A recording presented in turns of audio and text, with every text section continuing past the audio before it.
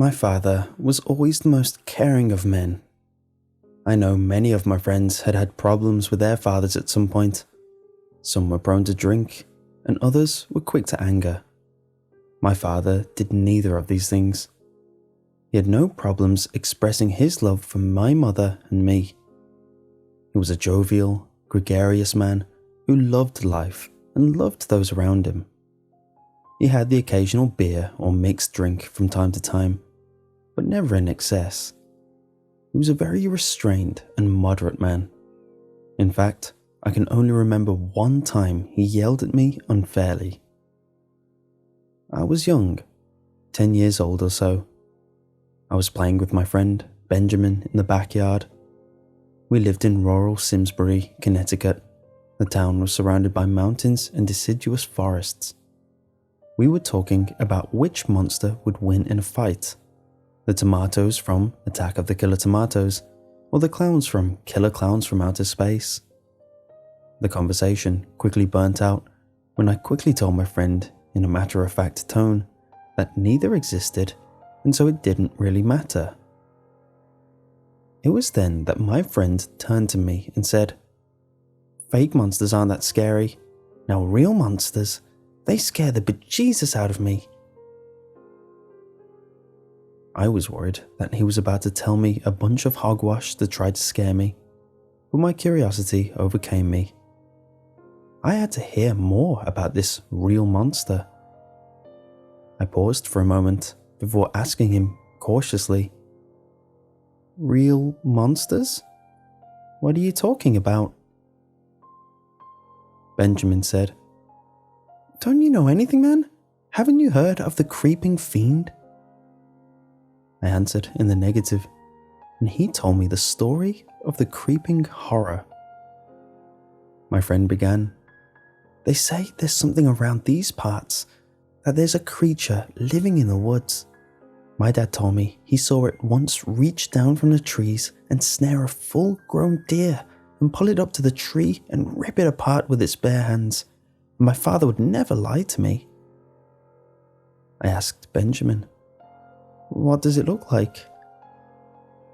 "It looks like a man, but he's super skinny, like he's never eaten. He has an old gas mask on and he wheezes heavily. I've been told he's a soldier that came back from World War II that had his lungs rotted by nerve gas. I heard that a flamethrower melted the mask to his face, and he can only feed by reducing its prey to a puddle and sucking up the fluids. He was unable to live amongst people, so they banished him out into the woods." Benjamin continued, "His name comes from the fact that he skulks around the woods and no one knows he's there until you hear him wheezing right behind you, but by then it's too late. If you hear him, don't turn around because he will get you. Your best bet is to run for your life. They say he comes out to anyone who calls out his name. If you shout his name 5 times, he'll appear behind you." I was a little scared, but I knew that Benjamin was probably lying to me. I told Ben, "You're full of it. There's no such thing as the creeping fiend."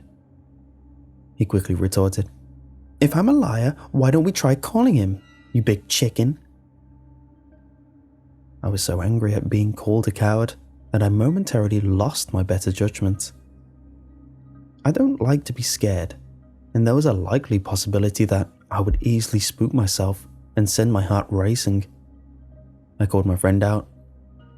"If I'm going to call him, then you're going to call him with me." Benjamin reluctantly agreed, and we set about calling the creeping horror. Unbeknownst to me, this would set off an irreversible chain of events.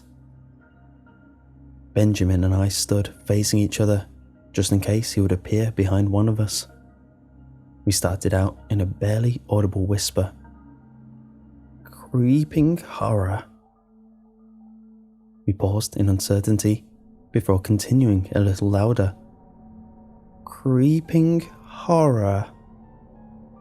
My heart was thumping around in my chest. "Creeping horror." We practically shouted now. Maybe it was us doing the calling together, but I felt braver. We shouted now. Creeping horror! I sucked in a deep breath to roar his name one last time, but something stopped me dead in my tracks.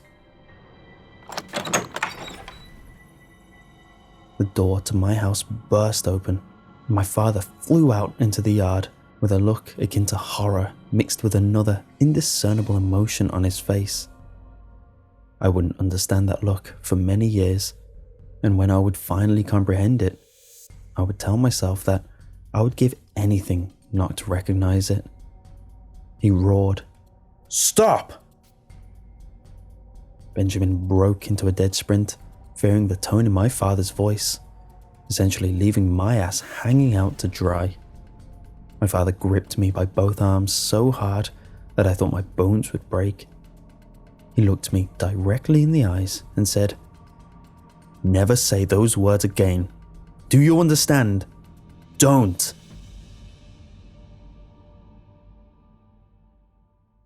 I never saw my father so worked up in my entire life.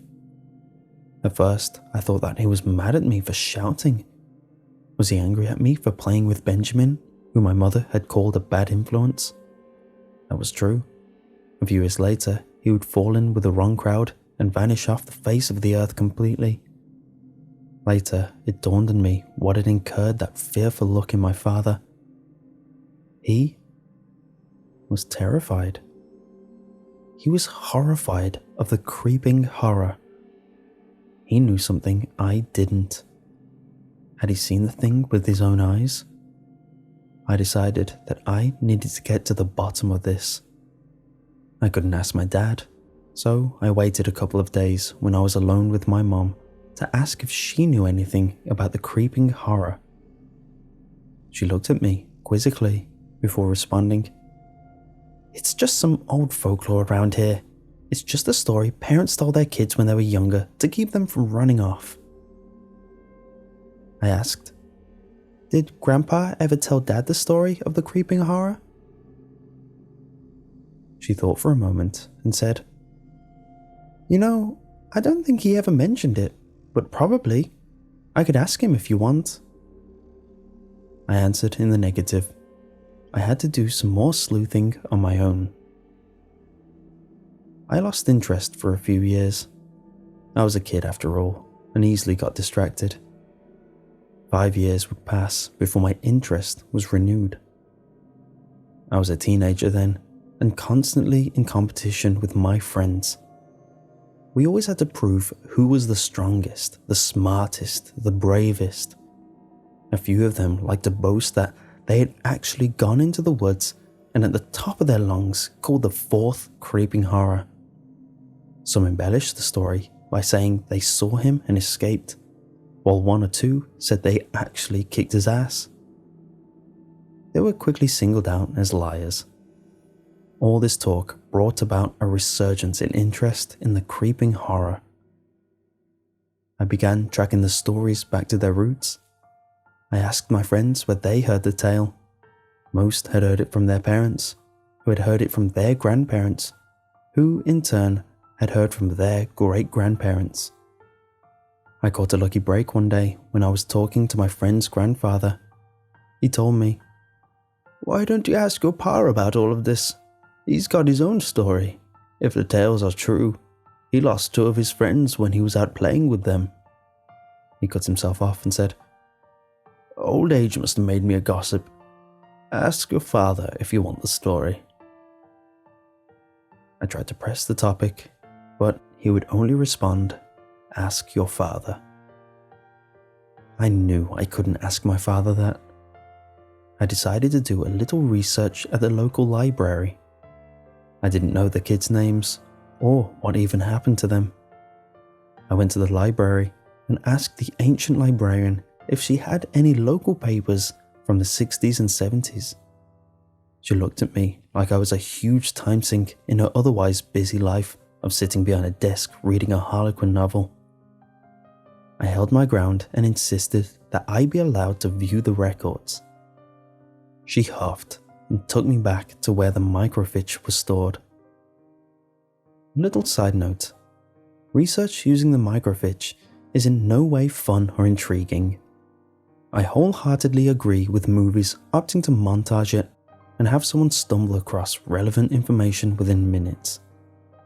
It took a week of going to the library after school, asking the same stuffy librarian for permission to use the microfiche, who by the end disliked me so much that her hatred was palpable, and then tirelessly looking through it for hours before I found something. I expected to come across a headline like, "Two youth mysteriously vanish." But what I found instead was much more grisly. 2 local teenagers' bodies found in the woods.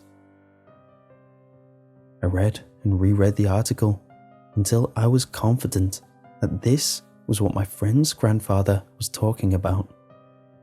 The article in the newspaper discussed the discovery of 2 bodies in the woods.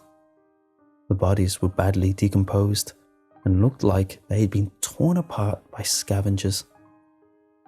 They were only able to identify the bodies by linking the parents' missing person report with the discovery of the corpses. The 2 missing teenagers were named Alan and Justine. No leads had been discovered, but police were hopeful. The kids were the same age as my dad and had attended the same school. I exclaimed, "It has to be the creeping horror! He did this!" All of a sudden, I didn't feel so alone in the back room of the library.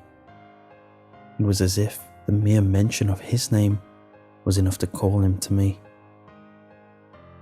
I quickly left the library, but the sensation of eyes watching me didn't leave until I arrived home. I wanted to talk to my dad, but I was afraid of what might happen. I didn't know what was a worse outcome. He might lose it and scream at me, or he might tell me everything. I quietly ate dinner and went up to bed. I had trouble sleeping that night. Just as I was nearing that border between sleep and the waking world, I would hear something that would snap me awake. I would hear a rasping breath that seemed to be only inches away from me. I finally decided that I had to confront my dad or find out what was making that raspy sound. My confrontation with my father went poorly. The minute I mentioned his friends, his face contorted into a look of pure anguish and fear, and he stepped so close to me that I was fearful that he might smash my toes with his feet. He grabbed the collar of my shirt and pulled me close while saying in a tone that could not be disobeyed, "This is not a fun little mystery to unravel. People have died, goddammit. I don't want to hear this type of talk ever again. Do you understand me?" I left the investigation into the creeping horror alone. My father refused to talk, and I realized that the only way I could get the full story of his encounter with the fiend was through him, since the other 2 had died. I had to let sleeping dogs lie. For a couple of nights, I heard the sound of heavy breathing just as I was about to fall asleep, but that eventually subsided. Time continued to pass, and I graduated high school and went to an out-of-state college. The next time I would hear of the creeping horror would be from my father's lips as he lay on his deathbed. It was late during my senior year in college that I received a panicked call from my mother. My father had been in hospice care for the past few months. He had pancreatic cancer, and people who are familiar with oncology know that that manifestation has an 80 to 90% mortality rate, depending on when it was discovered. My father dealt with the ulcers all his adult life, or what he thought were ulcers. The cancer crept and metastasized through him until there was little to do but wait for the end. I drove home as quick as I could and found my mother had basically entered a catatonic state after calling me. My father was in bed and creeping towards the end. My father asked me to give him a little injection of Demerol to help with the pain. I could see from his gaunt body and glassy stare that he was on death's door. I gave him the Demerol. It took effect almost instantaneously, and he relaxed noticeably. He told me that he didn't have much longer on this earth, and he had something he needed to confess. It was now that he told me about the creeping horror and the death of his two friends, Alan and Justine. He began, "When I was in junior year in high school, I had two close friends. I had known Alan all my life, and I had met Justine freshman year. For 2 long years, I had carried a candle for Justine ever since I saw her. Your mother would enter my life much later in college. Justine was homeschooled until the first year of high school. She and Alan were close friends. They actually lived next to one another, and when I learned this, I was constantly pressuring Alan to set us up. He was hesitant, and I sometimes wondered if maybe he carried the same feelings for Justine, but he eventually relented and set about giving me an opportunity to talk to her." He gave a series of wet coughs before continuing. "One day, Alan invited Justine and I to hang out. We went to his house and packed a lunch while talking. We eventually decided to have a picnic out in the woods and go exploring. We all knew of the creeping horror myth, but none of us really believed in it. I was ecstatic to have this opportunity to make my feelings for Justine known. We really didn't know each other socially, so the only opportunity I had was through the medium of Alan. He played the role perfectly and introduced us, and then we ventured out into the woods to explore." He continued, "We quickly tired of exploring and settled down for lunch in the bag I'd been carrying. I carved up some bread and cheese and we ate while making small talk in the small, idyllic clearing. I kept glancing over at Justine. I couldn't help it. Looking at her took my breath away. I had a serious case of puppy love. When we had finished with lunch, Alan suggested that we have some fun and try call the creeping horror. Justine was at first opposed to the idea, but she quickly relented when I agreed. I desperately wanted to prove myself to Justine, and this seemed like a viable way. We all faced each other and began to call him. We needed only shout his name 5 times. We began. Creeping horror. My eyes were focused on Justine, and a smile played across her face. Creeping horror. I knew that I was madly in love with this girl. Creeping horror.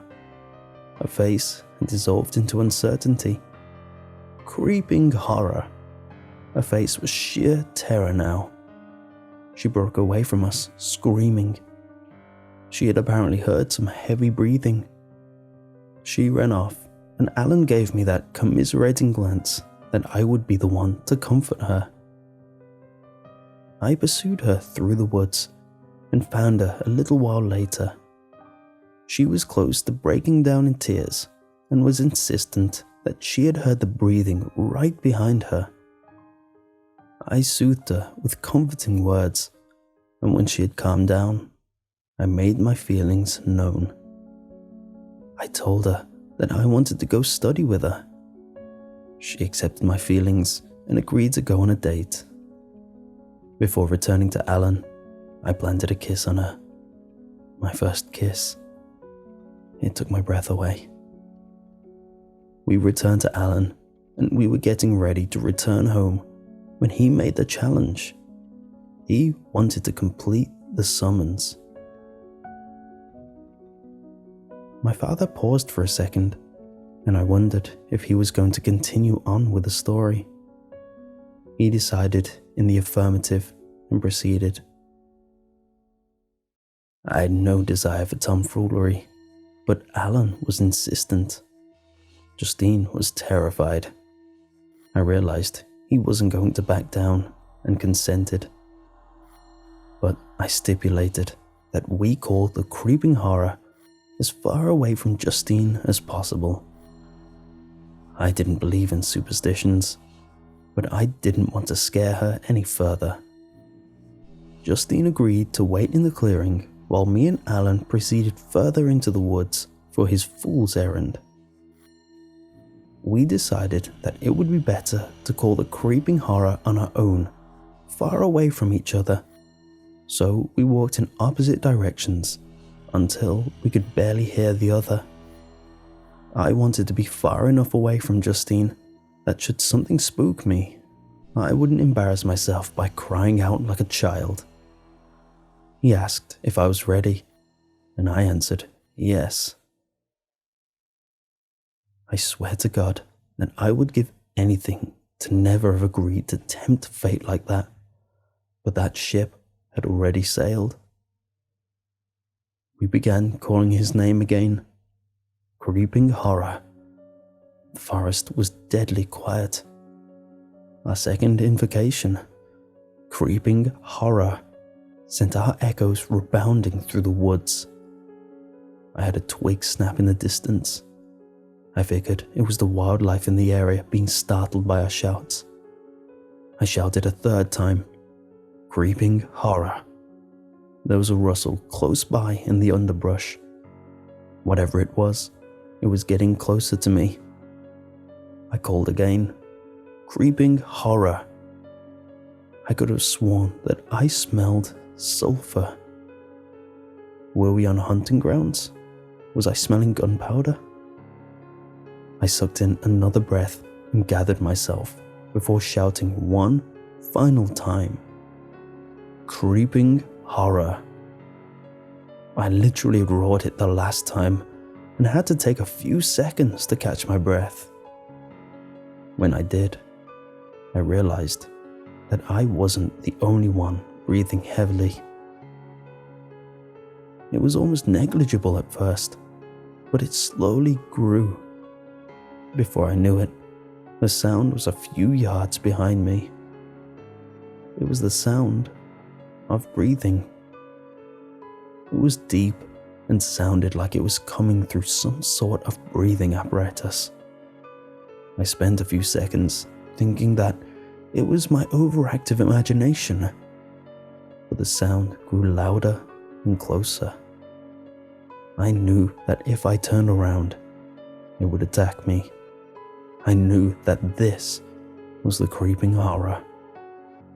The sound of labored breathing grew closer until it was a few feet behind me. I willed everything in my body to run, but I was paralyzed where I stood.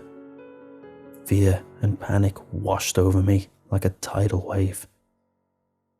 I knew that if I tried to run, the fiend would be on me in a second.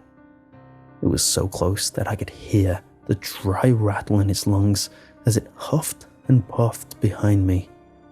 I knew my only option was to fight. I had brought my pocket knife for the bread and cheese for lunch. I slowly slid my hand toward my pocket. The sound of breathing was just inches away now. My fingers glanced the pocket knife, and I pulled it up into my hand. I could now feel the breaths heating the back of my neck. I tightened every muscle in my body to prevent peeing myself and voiding my bowels. I had to act quickly or be consigned to death by the creeping horror. I didn't want to be reduced to nothing but a splatter on the bed of the woods when I had so much life left to live. I was in the grasp of the creeping horror now. It rasped in a low, gravelly voice that went right into my ear. I'm so hungry. I wanted to run. I wanted to plead. I wanted to be back at home. I thought that I was going to die out there in the woods. He asked for another shot of Demerol, and I relented. I felt the thing's hot breath on me, and I knew I was at its mercy. It leaned in close to my ear and said, "Your flesh will be mine." That was all it took. I whirled around and stabbed behind me. The blade pierced the flesh and caught on something. The creature stumbled backwards as the adrenaline drained away from me. I realized what I had done. Justine laid on a bed of leaves, gurgling wetly. My blade had pierced her throat just below the jawline. She writhed in a panic and clutched at the bloody knife. Before I could get to her, she pulled out the blade and blood flowed from the wound. My father paused to compose himself before continuing. I knelt down by her and put pressure on the wound, but it was too deep. It was so bloody. I told her that I loved her. She just gurgled in shock. She died shortly after. I wept for a few seconds before I heard Alan exclaim, "Jesus Christ, what happened?" The pieces slid into place. She wanted to scare me. She crept up behind me, breathing heavily like the creeping horror legend. She had only wanted to play a joke on me. Alan knelt at the body and pressed his hand into the ragged wound and took a pulse with his other hand. He paused a few seconds, as if time would prove him wrong. It didn't.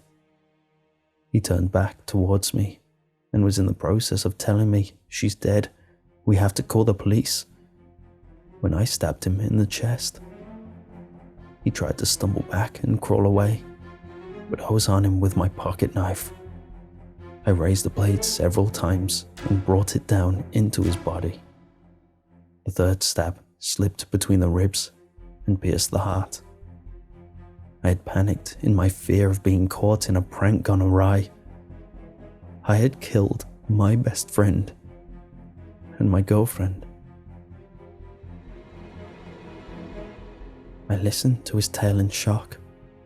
He told me of all the months spent in anticipation of being revealed by the police. That time never came. He said it all with a sense of quasi-relief and shame. He spoke of the guilt that had grown in him, which was compounded by my inquiries into the creeping fiend. The very thought of that memory rent wounds deep into his soul. It was only now that he was able to confess to his crimes because he was so close to death's door. My father, the benevolent and loving man, had the weight of two souls on his mind. He had spent 30 years with that secret and no one to tell it to. It had eaten away at his conscience for 30 damn years, and when he finally told someone, I doubt it eased the pain of it all. He wanted to cleanse his conscience, but was afraid of the consequences. It was then that I learned my father was a coward. He couldn't face the consequences and bring consolation to the two families of his friends. He fled from the truth, and with time, the crime eventually became unsolved. The man I saw as my hero, my role model, was nothing more than a coward. He asked for another shot of Demerol. I gave it to him. I plunged the syringe into the small rubber-stopped bottle and withdrew the entire solution. My father watched me with bright and delirious eyes. I leaned in close to him and whispered, "I love you." He mumbled something about Justine, but he was slipping further each second. I had already given him so much Demerol. Just a little bit more was all that was needed. I pierced his arm with a needle and injected the entire solution into him. My last memory of him was looking into my face.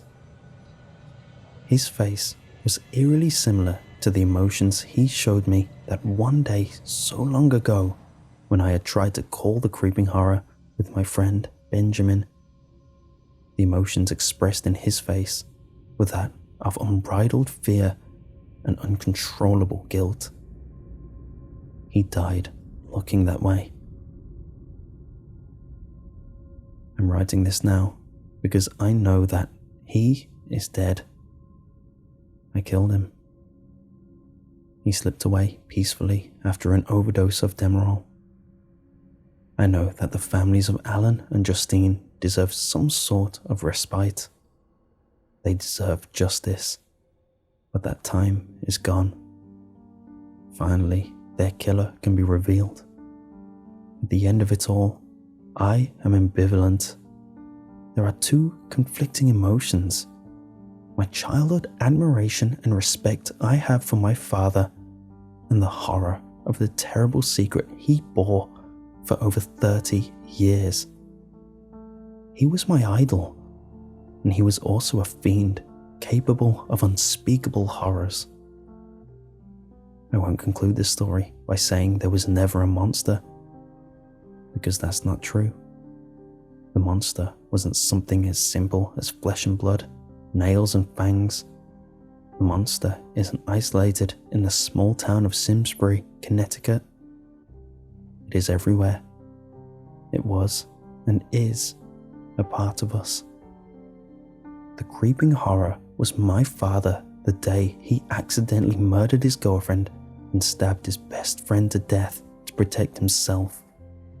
The creeping horror was me that night when I gave him that fatal overdose.